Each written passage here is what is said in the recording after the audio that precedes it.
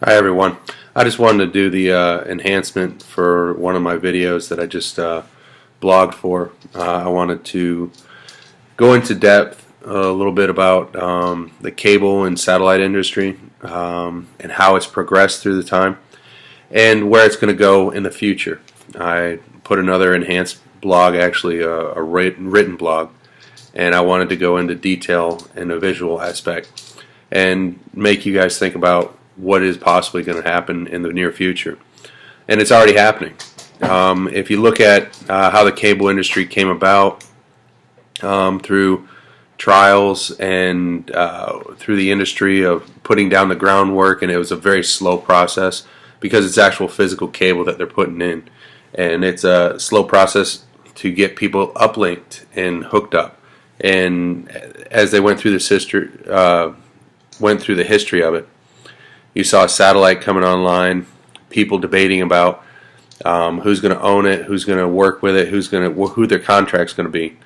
And the satellites, some of them were failures, putting them in the air. Different industry were purchasing them. Different countries were actually putting them up. And everybody wanted to jump on board and be the first one there, except for a couple countries. But it was a constant struggle.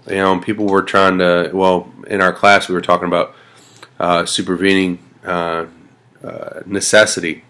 What was the necessity of having it? Some of it was linked to the military. Some of it was linked to we want to be the first one to have something to sell.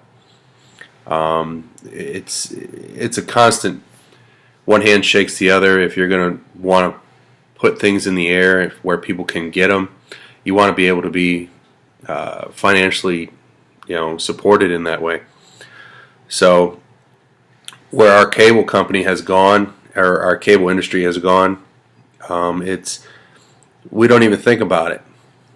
We constantly think, we're going to move into a new apartment or wherever our parents moved, we have to have cable hooked up because it's a lifestyle that we have.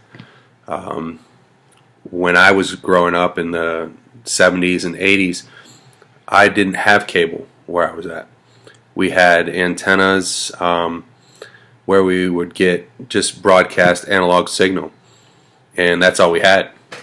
And I didn't experience cable until I think I was a teenager, 15, 14 years old. I moved to Florida, and then we actually purchased cable. And that was new for me. I was like, wow, look at this. I have 60 channels. And it's come a long way since then. I mean, there's a lot of other things that have gone, VHS, DVDs. These are all things that as time progresses, as technology gets better, those are things that are used. And it's no different when it comes to the cable industry and the satellite industry. It's all about who's willing to pay for a service and be willing to have that monthly fee, and you're able to get sports channels you want, the news channels you want, the entertainment channels. Home box office was real big in the early 70s with producing a product that everybody wanted. Everybody wanted to see the fight between Muhammad Ali and Frazier. And that was what got people hooked.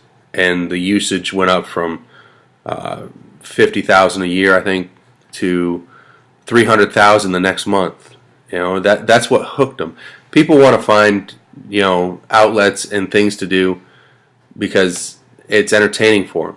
That's the whole industry with the cable or cable TV, and now it's pay-per-view. And now it's not even pay-per-view, it's streaming. How are the companies able to put together a product that the cable TV industry will run with when you have Hulu, when you have Netflix, Sling, all these other different companies that are putting together sitcoms, sports entertainment packages, local news?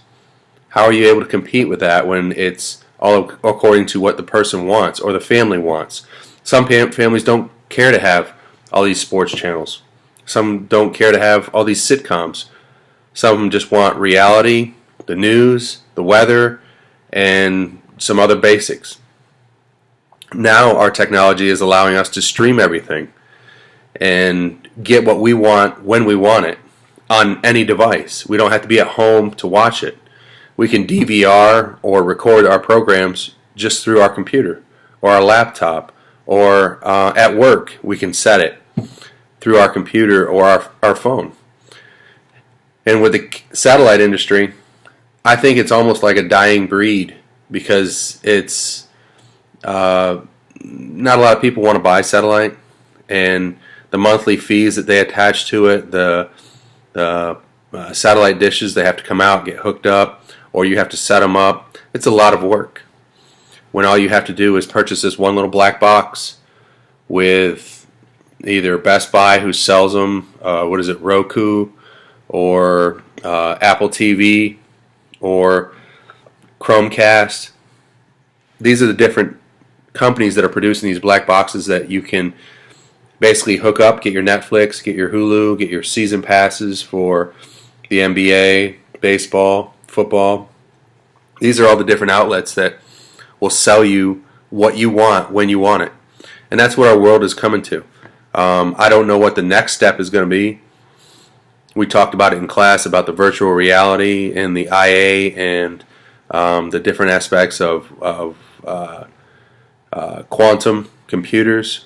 These are the next phases. I don't know how they exactly play into what we have in the future, but just through the cable industry and the satellite, you can see it's changing. It's changed over the last 30 or 40 years, gone from nothing to a booming market, and now it's starting to subside because people are able to choose what they want to do. Thank you for listening. Have a great semester. Enjoy your break. Thanks.